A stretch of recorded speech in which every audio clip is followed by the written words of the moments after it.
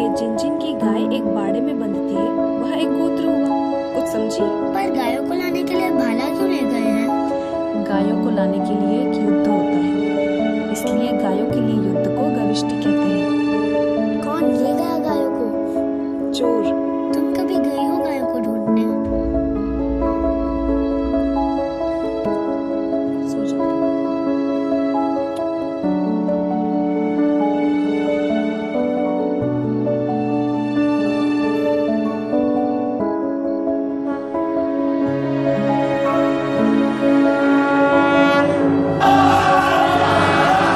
राजा के बिना ही युद्ध करोगे?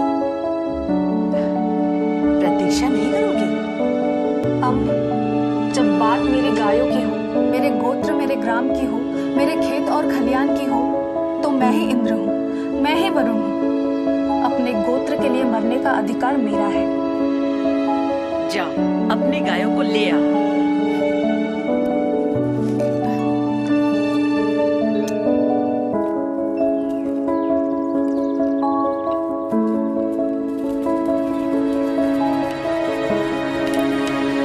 सभापति, हम जा रहे हैं। हम भी तुम्हारे साथ हैं। हम अपनी बेटियों को अकेले नहीं जाने देंगे। आप सभी ग्राम की रक्षा करें, अपने गोत्र की रक्षा करें। शत्रु कभी भी घात कर सकता है। हमें रथों से भी तेज दौड़ना पड़ सकता है। उनके भाले और तीर हमारे मजबूत वक्ष झेल पाएंगे। हमने जन्म ही इसी दिन के लिए लिया था कि हम अपने कुल, गोत्र, ग्राम और राष्ट्र की रक्षा कर पाएंगे। इंद्र हमें विजय दे।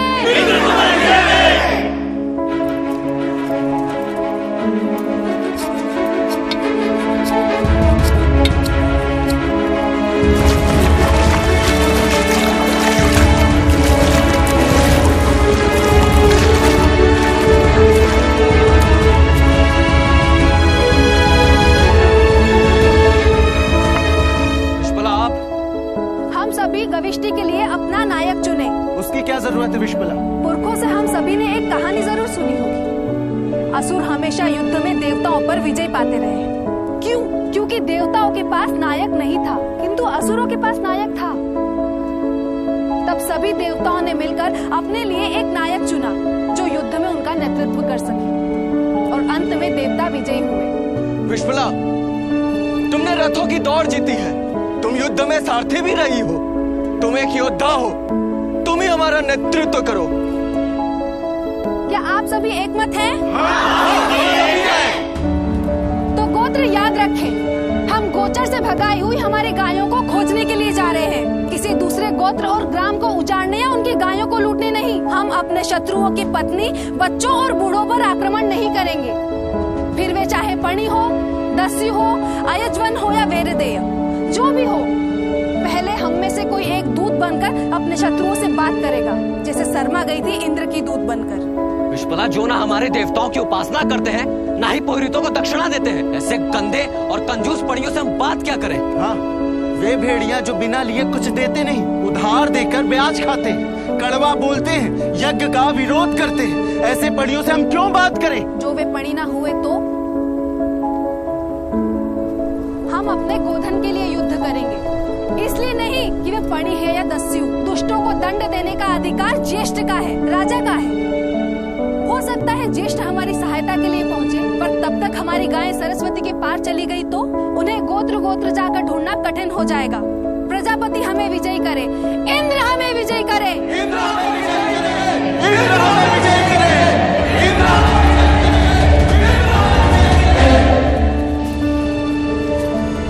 गाय के खुरों के निशान हैं।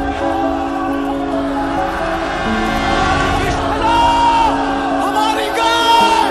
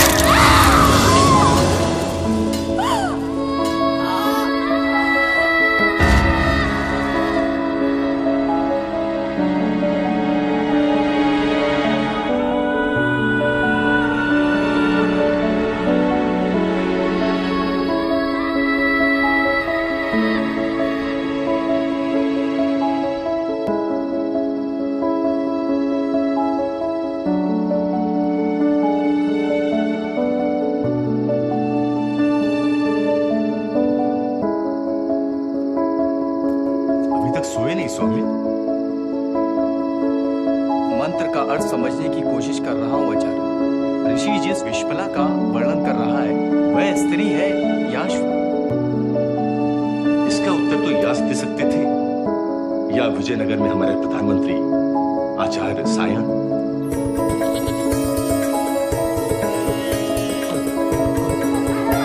नमस्कार नमस्कार।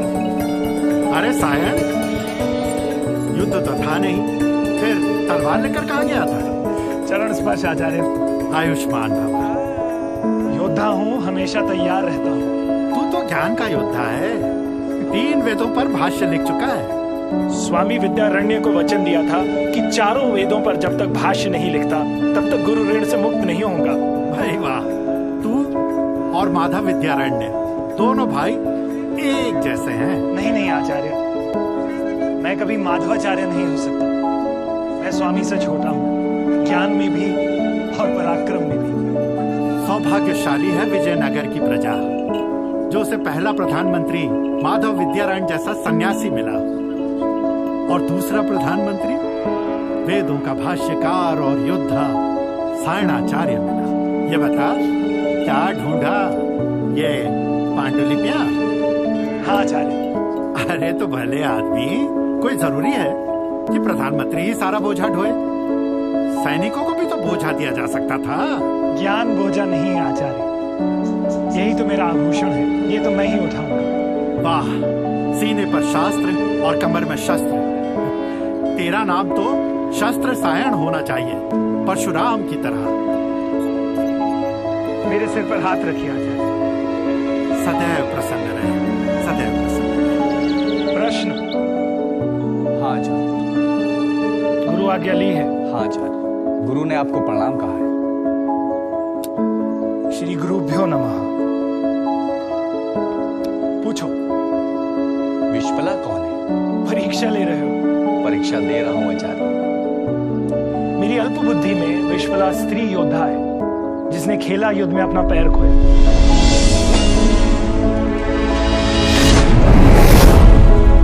विश्पला घोड़ी भी तो हो सकती है।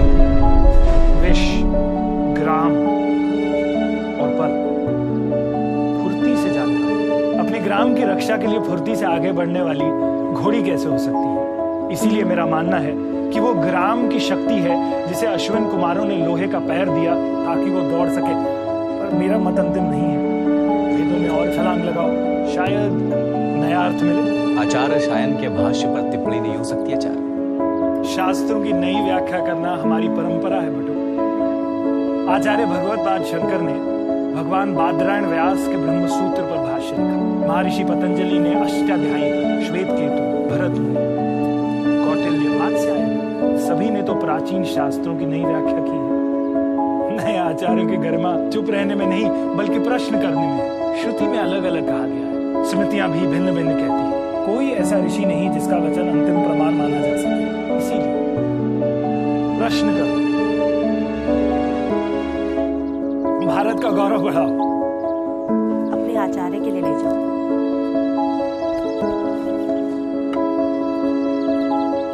ब्रह्मचारी, आशीर्वाद। अन्नदाता सुखी हो। आपको भी ब्रह्मचारी से संवाद बढ़ाने में आनंद आता है। आप चाहते तो ब्रह्मचारी को वेदों में छलांग लगाने के लिए नहीं कहते, हाथ पकड़कर पार करा देते। ये बटुक वेदों में छलांग लगाए। मैं चाहता हूँ ऐसे ब्रह्मचारी बार बार, इन्हीं से तो मैं हर बार कुछ नया सीखते और दोहराते रहता हूँ। विजयनगर में कोई आचार्य मुझे शिष्य नहीं बनाता, गुरु दक्षिणा लेता नहीं, तो मैं इसी बहाने इन बटकों के आचार्यों के लिए दक्षिणा देते रहता हूँ। मुझे संतोष मिलता है कि मैं अपने धन का सही उपयोग कर रहा हूँ। बटकों के लिए दरवाजे हमेशा खुले रखो, ज्ञान इन्हीं के साथ घर में आता है। इसीलिए तो मैंने घोषणा करवा रखी है कि विद्यार्थी प्रश्न लेकर मेरे पास किसी भी समय आ सकता है। विजयनगर साम्राज्य में एक बात और प्रसिद्ध है स्वामी, कि सायण पेड़ है जो हमेशा ब्रह्मचारियों को फल देता है। सायण खेत है जो हमेशा ब्रह्मचारियों को अन्न देता है। ब्रह्मचारियों के लिए सायण कामधेनु और कल्पवृक्ष है। मैं तो भगवान बादरायण व्यास और आचार्य भगवतपाद शंकर का ऋण चुका।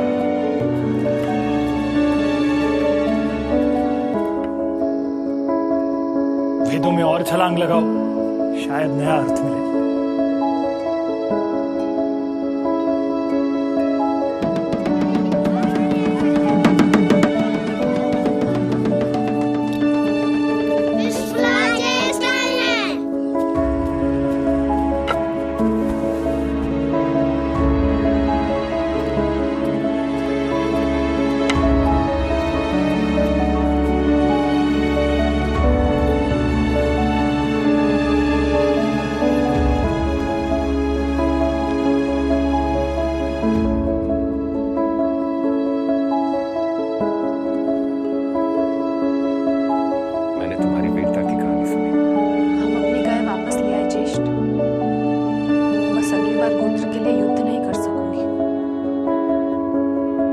युद्ध करोगे,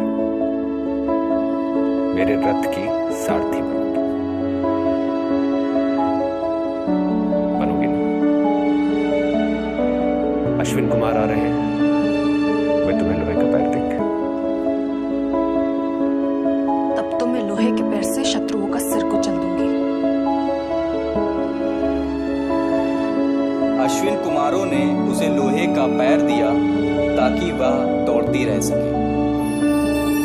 गणानां त्वगणपति गुंहवामहे कविं कवीनामुपमश्रवस्तमम्। समिति और सभा, प्रजापति की दोनों पुत्रियां मेरी सहायता करें, जिनसे भी मेरी भेंट हो मुझे सहयोग करें। हे पितृगण, मैं और यहाँ एकत्रित सभी सहमति के शब्द।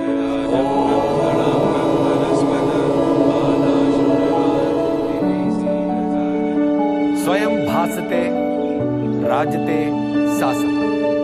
वह संघ जिसमें लोग आभा से भरे हो, वह सभा है। ऐसी सभा मुझे शुभकामना दे। सभा और समिति प्रजापति की दो पुत्रियां हैं और उन्हीं के द्वारा प्रजापति ने हमें एक शासन व्यवस्था दी जिसमें राजा भी प्रजा के अधीन है। यह व्यवस्था है गण यानी गिनना, चुनना और गिनना। इसीलिए गोत्र का, गांव का हर परिवार अपना पति यानी गृहपति चुनता है।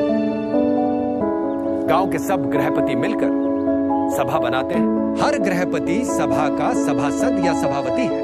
सभी सभासद और सभापति मिलकर सभापति का चुनाव करते हैं।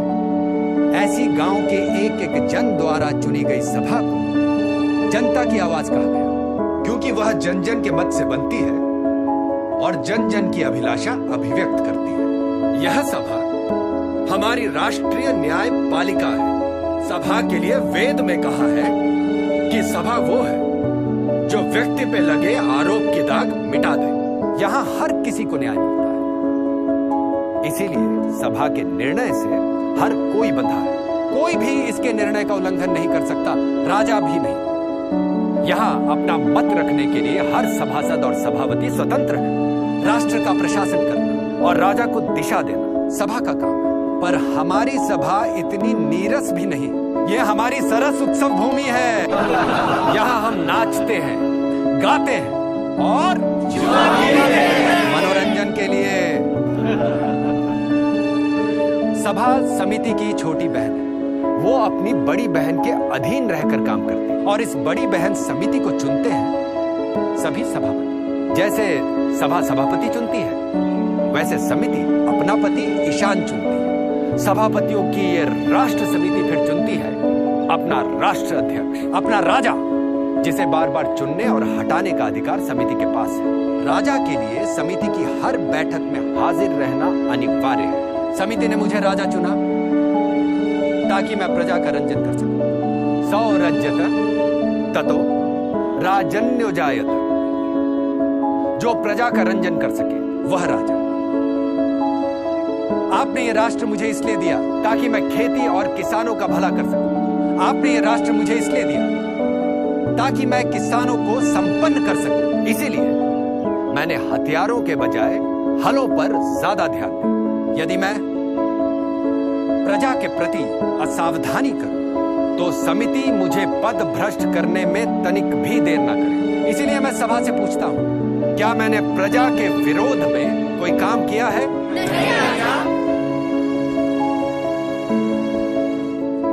क्या शासन के प्रतिनिधि कुलपा हमारे गृहपतियों पर शासन करते हैं? कुल धर्म का पालन करवाते हैं? कुलपा, आप मेरे और गृहपतियों के बीच कड़ी हैं, इसलिए आपको राजन भी कहते हैं। इस सूत्र और पद का सम्मान करना। हाँ राजा।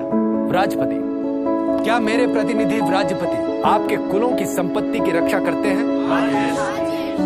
ब्राह्मणी, क्या कुलपा और व्राजपति आपके मार्गदर्शन में काम करते हैं? हाँ राजा। ग्रामणी, आपको मनु भी कहते हैं, क्योंकि आपसे ये उम्मीद की जाती है कि आप ग्रामवासियों से पिता की तरह व्यवहार करें। हाँ राजा। बूढ़े पिता की तरह किचकिच तो नहीं करते? सभापति, क्या ग्रामवासी, गृहपति, कुलपा, व्राजपति, ग्रामणी आपके संरक्षण में है? हाँ राजा। सभापति, हाँ राजा। क्या ग्राम में कन्याओं का उपनयन होता है? हाँ राजा। क्या वे शस्त्र और शास्त्र का अभ्यास करती है? हाँ राजा। क्या परिवार में पत्नी सम्राज्ञी है? अधिकतर परिवारों में तो महिलाओं का ही शासन चलता है राजा। क्या स्त्रियों को न्याय मिलता है? हाँ राजा। सभा, कभी कभी मैं सोचता हूँ कि प्रजापति ने सभा और समिति को अपनी बेटियां क्यों कहा? शायद इसलिए कि जहां बेटियों की नहीं सुनी जाती, वो राष्ट्र उत्कर्ष नहीं कर सकता। जहां बेटियों के साथ अन्याय होता है, उस राष्ट्र को कभी सम्मान नहीं मिल सकता। जहां बेटियों का अपमान किया जाता है, वहां देवता भी आहुति ग्रहण नहीं करते।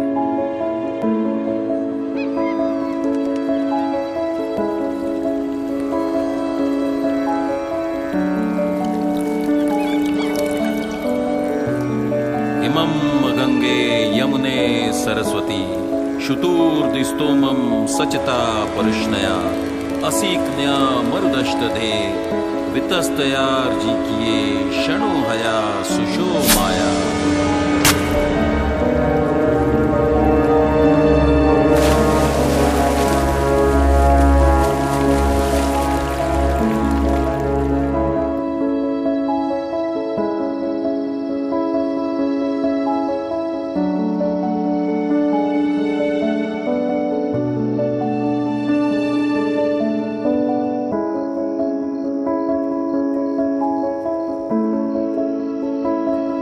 आज भी दूत अच्छी सूचनाएं नहीं लाए। पहले विश्वला के गोत्र के व्राजपति और फिर कुलपा की हत्या। आज सूचना आई है कि गोधन चुराने के आरोप में हमारे एक गोत्र पर दूसरे गोत्र ने आक्रमण कर दिया। कहीं आपको युद्ध के लिए उकसाया तो नहीं जा रहा? मैं दशराज युद्ध जैसे युद्ध की आहट सुन रहा हूँ। कविष्टि के नाम पर युद्ध के लिए उत्सुक है ग्राम, गण और राज्य। चारों ओर युद्ध के बादल गरज रहे हैं। आप परिषद से सलाह लें और निर्णय वही करें जिसमें राष्ट्र का उत्कर्ष हो। समिति के सदस्य विषय, मेरे स्वरों की कड़वाहट के लिए मुझे क्षमा करें, पर कड़वा सच यही है। जब से आर्य सुबल को समिति ने अपना राजा चुना है, तब से हमारे भालों की धार भोतरी हो रही है। तब से हमारे तीर तर्कस में ही पड़े हैं। तब से हमने एक भी युद्ध नहीं किया। दस्युओं ने विश्वला के पैर काट दिए, पर हमने दस्युओं के विरुद्ध युद्ध की घोषणा नहीं की। राजपति और कुलपा के शत्रुओं ने हत्या कर दी, पर हमने युद्ध का आह्वान नहीं किया। हमारे गोत्र पर आक्रमण हो रहे हैं, पर हम युद्ध के लिए उत्सुक नहीं दिखाई दे रहे हैं। स्वर्ग में सुदास हम पर हंस रहे होंगे, जिन्होंने 10 राजाओं के साथ अकेले ही युद्ध किया था। हमारे पुरखों ने समिति को शाश्वत कहा, अमर कहा, और यदि हम ऐसे ही युद्ध से विमुख रहेंगे तो कोई समिति अमर नहीं रहेगी। विषय बिहुल, पुरखों ने समिति की परंपरा को अमर कहा है, व्यक्ति को नहीं। विषा, बिहुल को समिति में अपनी बात रखने का अधिकार है। परंपराएं भी नहीं रहेंगी जो उनकी सुरक्षा के लिए युद्ध की तैयारी न रहे। क्यों जन अश्वमेध यज्ञ को बोल रहा है? विदत नाम की हमारी प्राचीन संस्था भी समाप्त हो रही है। क्या मैं समिति को ये याद दिलाऊं कि विदत में युद्ध में जीते गए गोधन, अश्वधन, पशुधन, हिरण्य, मणिमुक्ता और दास दासियों का बंटवारा होता था। हमारी स्त्रियां विदत में शामिल होती थी और पराक्रम से पाए गए धन को पाकर प्रसन्न होती थी। पर जब से आर्य सुबल हमारे राजा हुए हैं, एक बार भी विदत का आयोजन नहीं हुआ। मैं समिति का आह्वान कर रहा हूँ, राष्ट्र को चलाने के लिए ही अश्वमेध का आयोजन करें। हम सिर्फ अपनी गायों को ढूंढने के लिए गविष्टि की प्रतीक्षा न करें, बल्कि पणियों के, दस्युओं के ग्रामों को लूटे, उनका पशुधन और स्वर्ण जीते, उनके वस्त्र, उनके रथ, उनका अन्न जीते। युद्ध में पणियों को पराजित कर उनसे नियमित उपहार लें, उन्हें हमारे क्षत्र में शामिल करें ताकि हम उनके धन का उपभोग कर सकें। समिति के पति ईशान को मैं सावधान कर रहा हूँ। इतिहास की परुष्णी के तट पर सुदास ने 10 राजाओं को पराजित किया था। यदि हम सरस्वती के तट को सुरक्षित रखना चाहते हैं तो हमें युद्ध के लिए आगे बढ़ना होगा, वरना हमारी गायों के लिए दस्यु हमारी ओर आ ही रहे।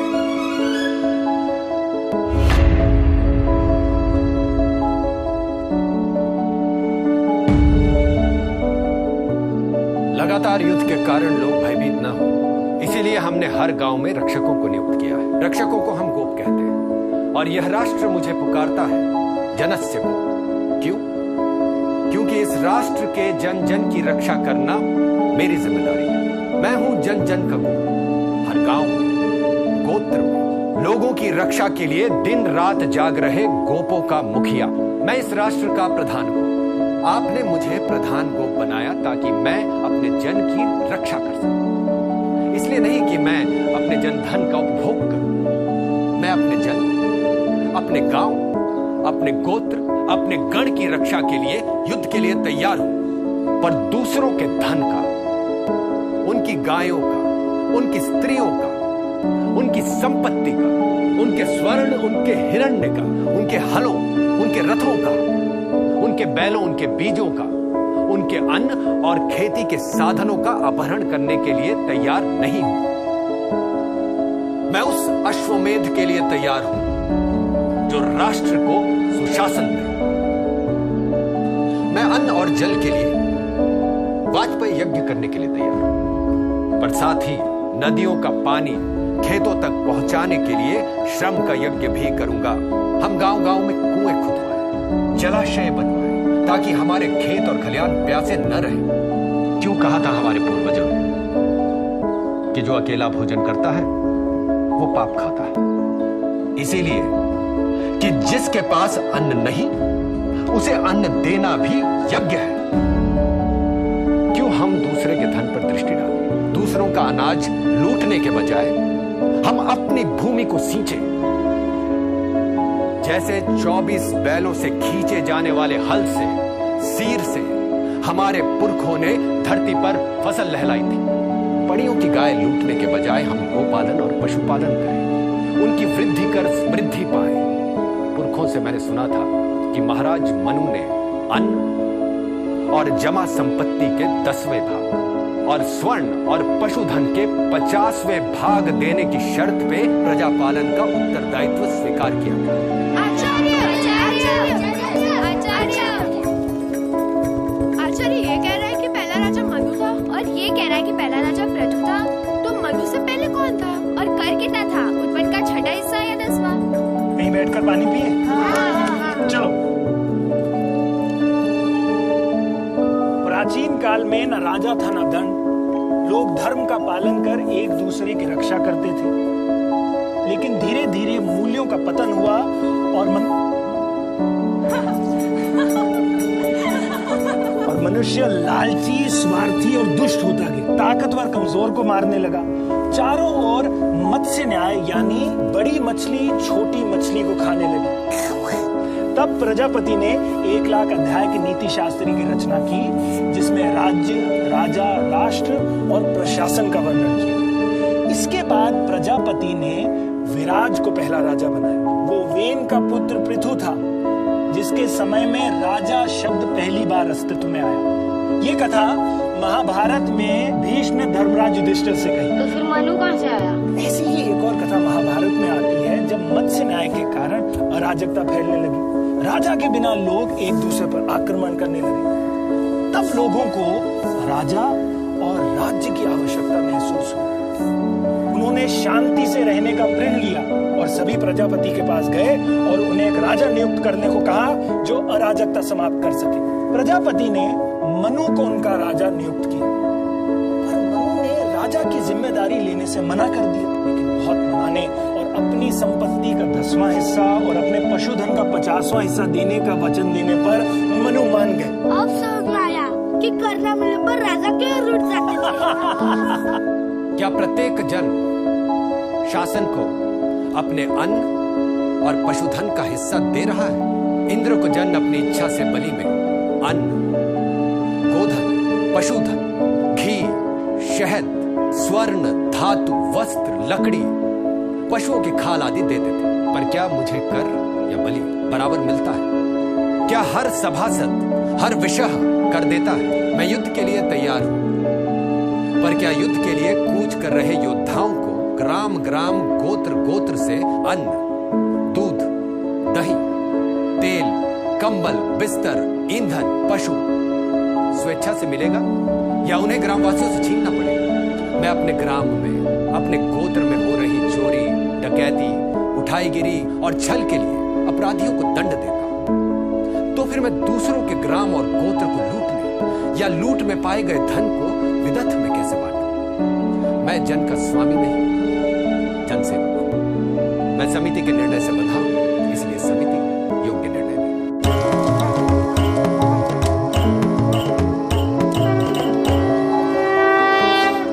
समिति से सलाह कर ज्येष्ठ सुबल ने पुरानी सभा और समिति के विसर्जन और नई के चुनाव की घोषणा की है। इसलिए जन नया गृहपति और सभापति चुने।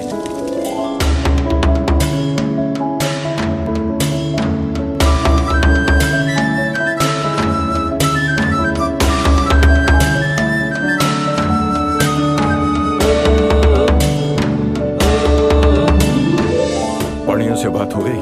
हाँ, कुलसीत पर वो स्वर्ण देने को तैयार है। चाहो तो सिंधु के बैल भी दे सकते हैं पंडित। स्वर्ण दिखाई नहीं देगा, बैल और गायें दिखाई देंगी। क्या तुम्हें विश्वास है कि समिति तुम्हें ही राजा घोषित करेगी? गोधन की जगह स्वर्ण लुटा कर देखता हूँ। उपहार किसे नहीं अच्छा लगता? देवता भी बलि पाकर पसंद होते हैं। उपहार या घूस? बलि। समिति ने अपना पति ईशान चुन लिया है।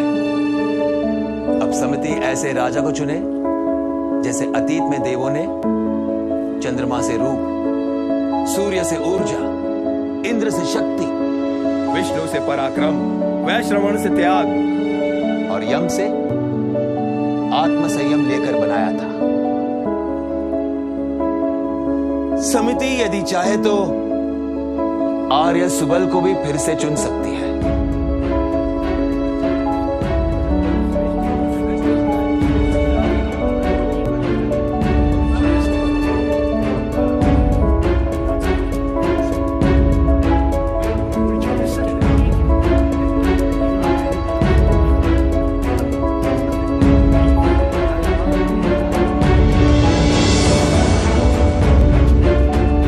समिति ने आर्य बिहुल को नया राजा नियुक्त किया है।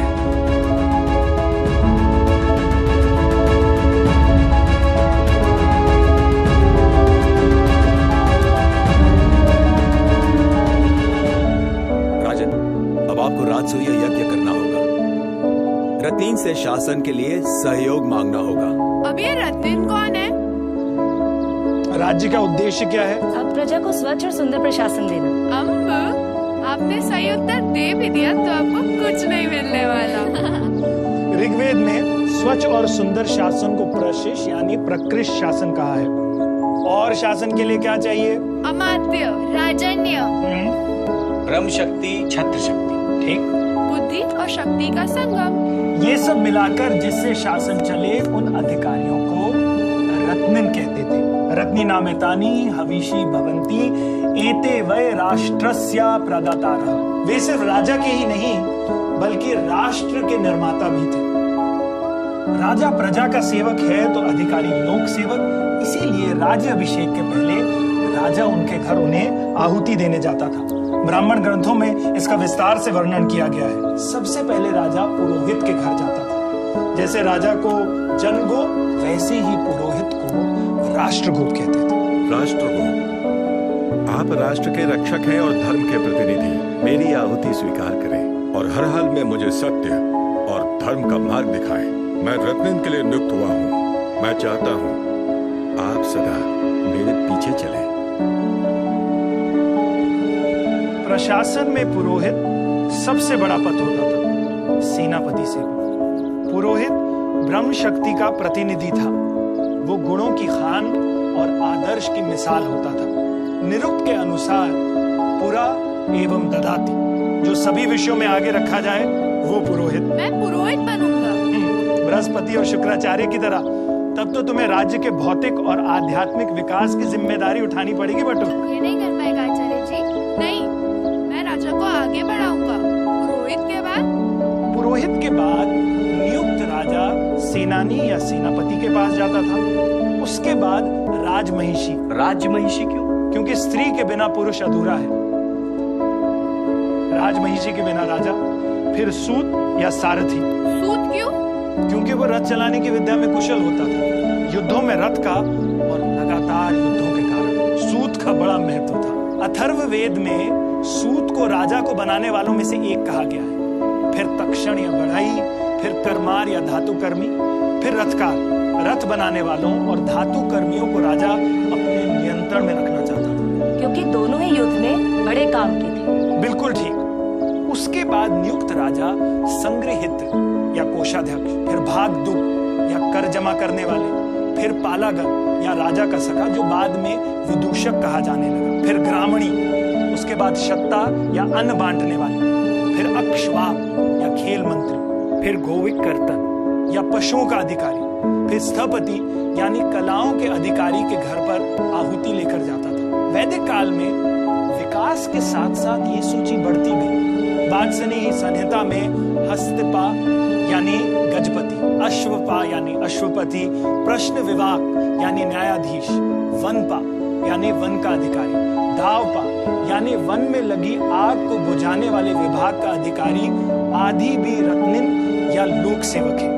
आचार्य, क्या वैदिक प्रशासन में विभागीय अध्यक्ष थे? ऐसा लगता है कि कुछ विभागों के अध्यक्ष थे। ऋग्वेद में न्याय विभाग के अध्यक्ष का उल्लेख मिलता है और ऐत्रीय ब्राह्मण में सचिव का भी। रत्निन को आहुति देने के बाद क्या होता था स्वामी? फिर नियुक्त राजा का राष्ट्र की नदियों के पवित्र जल से अभिषेक होता है।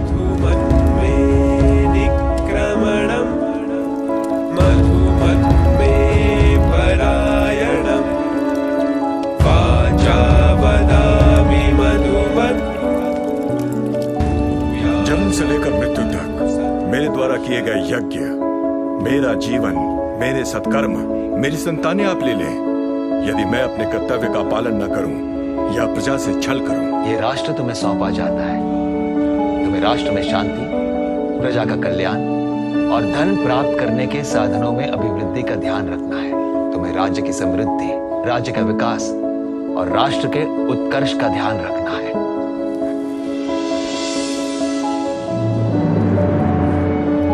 अपने लोक सेवकों को शक्ति और ऊर्जा दो। वे राष्ट्र को शक्ति और ऊर्जा देंगे। आज से तुम राष्ट्र के लोक सेवकों में शामिल हुए और उनमें तुम्हारा स्थान पहला होगा।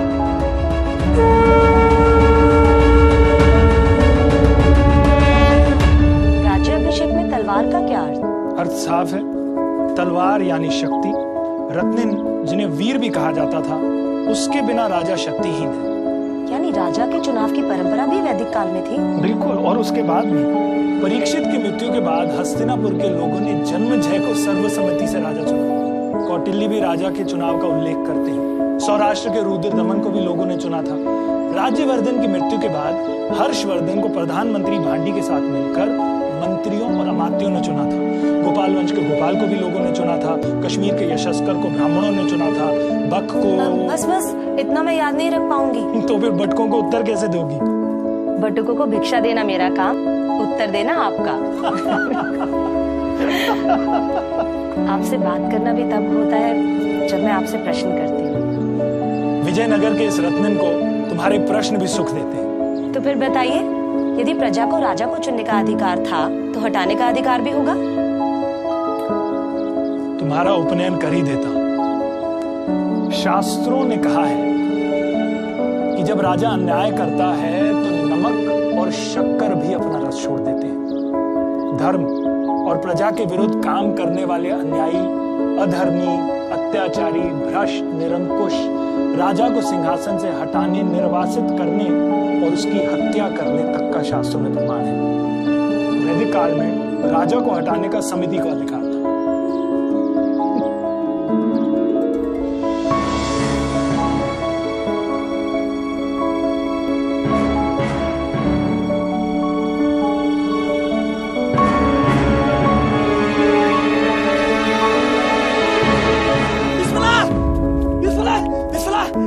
भाग दुख कर लेने आए हैं।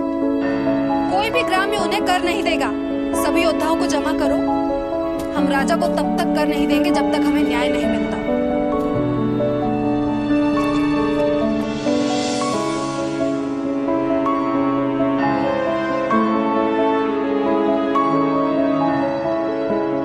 भाग दुख को रोकना शासन में बाधा डालना है। राजा सेना भेजेंगे। भाग दो, राजा का भाग ही तो मांग रहे हैं।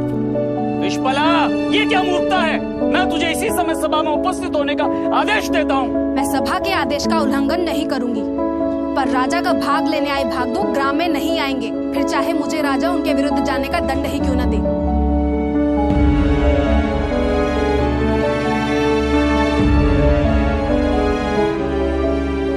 यदि सत्य कहना विद्रोह है तो मैं विद्रोही हूँ सभापति। जब से आर्य बिहुल को राष्ट्र सौंपा गया है, हमारा गोत्र दुखी है और सभा नपुंसक हो गई है। पुष्पला,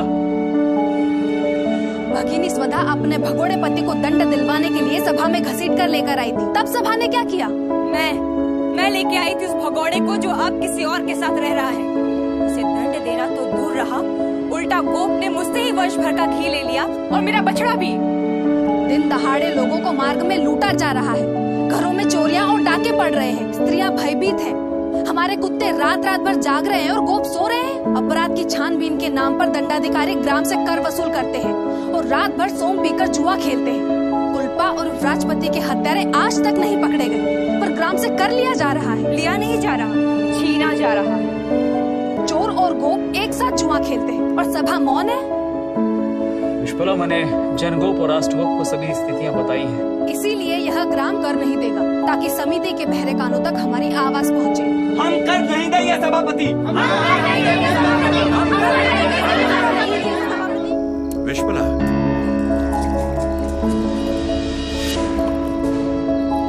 सेनापति से कहो और सेना की एक टुकड़ी साथ ले जाओ। उसे उठा कर ले आओ। जो विरोध करे तो कुचल दो। विश्वला, विश्वला, हर घर में ढूंढो।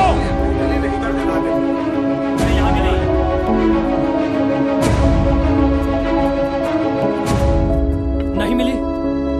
चरागाह गव्वे में ढूंढो, नदी पर ढूंढो, उसके माता पिता को बंधन में ले लो। कल रात ग्राम में कोई अतिथि आया था सभापति?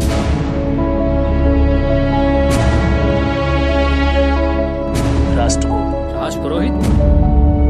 ज्येष्ठ बिहुल ने कहा है कि आज वे समिति में नहीं आ सकते। ये समिति का अपमान है। ये समिति का अपमान है। ये समिति का अपमान है। दूत, ज्येष्ठ से कहना, समिति की हर बैठक में राजा का उपस्थित रहना अनिवार्य है। ये समिति राष्ट्र और राजा का संचालन करती है, राजा समिति का नहीं।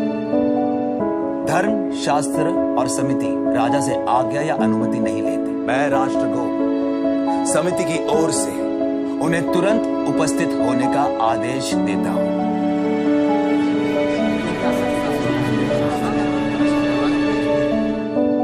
मैं जन में फैल रहे असंतोष से परिचित हूं, इसलिए आज समिति को कठोर निर्णय करना है। पिछले दिनों गविष्टियां बढ़ गई हैं, स्त्रियों को न्याय नहीं मिल रहा है, कर के नाम पर ग्रामों को लूटा जा रहा है। ब्राह्मण, ब्रह्मचारी और गर्भवती महिलाओं तक से नदी पार करने के लिए शुल्क लिया जाता है। कई ग्राम कर देने से मना कर रहे हैं क्योंकि राजा उनकी रक्षा नहीं कर रहा। आज एक मना कर रहा है, कल ये आग वन की आग की तरह फैलेगी। समिति इसका भी उत्तर ढूंढ लेती। बणी आज खुलेआम कह रहे हैं उनका द्रव्य बल और धन बल ज्येष्ठ बिहुल के साथ है। वे ज्येष्ठ बिहुल के पीछे खड़े हैं। ये बणी कुसीत पर जुआरियों को ऋण देते हैं और हारे हुए जुआरियों से उनका स्त्री धन और पशुधन ले जाते हैं। जुआरियों का परिवार रोता है ऋण जितना चाहो मिल जाता है, पर बदले में देने के लिए कुछ चाहिए, चाहे वो आत्मसम्मान ही क्यों ना हो। पिछले दिनों समिति के कुछ विषय ने मूल्यवान रथ, घोड़े और सिंधु के बैल बढ़ियों से खरीदे। बदले में समिति के सदस्यों ने क्या दिया? स्वर्ण या गोधन? ज्येष्ठ बिहुल पणियों से हथियार और रथ खरीद रहे हैं। समिति के सदस्य रथ पणियों से खरीदकर ज्येष्ठ बिहुल को बेच रहे हैं। क्या यह युद्ध की तैयारी है या युद्ध की रचना? सारे गोत्र को युद्ध में झोंक देना ताकि पणियों को लाभ हो।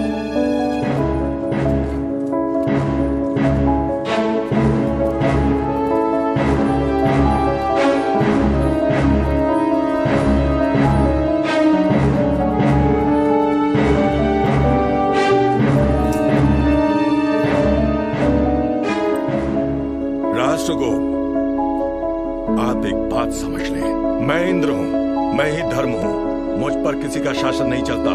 समिति और रत्न मेरे पीछे चलेंगे, मैं उनके पीछे नहीं। इसलिए मेरे प्रश्न का सीधा उत्तर दें, विश्वला कहाँ है? एक बात मैं भी स्पष्ट कर दूं ज्येष्ठ, धर्म पर किसी का शासन नहीं चलता, पर धर्म का शासन सब पर चलता है। अब यह समिति आपसे जानना चाहती है कि किसकी सलाह से आपने विश्वला के ग्राम में सेना भेजी थी। क्या आपके रत्नीन ने अपनी ही प्रजा के विरुद्ध सेना भेजने की सलाह दी थी? मैं वह जरूरी नहीं समझता।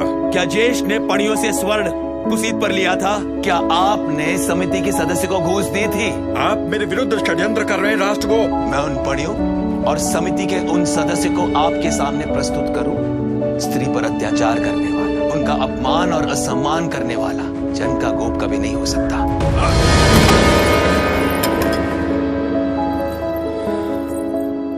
विश्वला से मिलेंगे। विश्वला!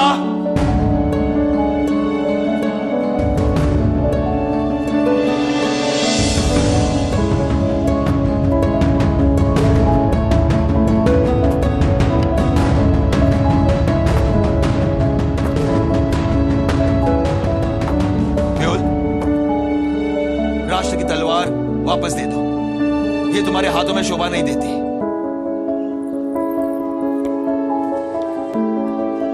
समिति बताएं, समिति की प्रतिष्ठा और पवित्रता को कलंकित करने वाले को क्या दंड दिया जाए? सेनानी, मैं तुम्हें आदेश देता हूं।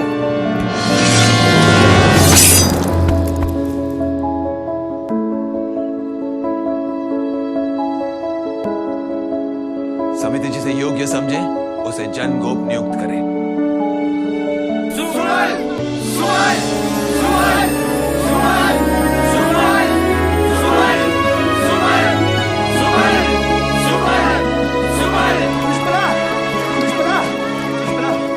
राजा होती लेके आ रहे हैं।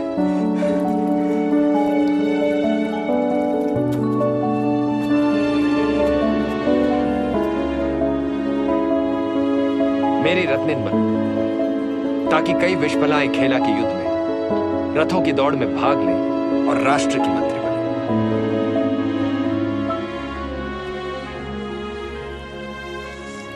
हर राजा आप जैसा पिता हो ज्येष्ठ।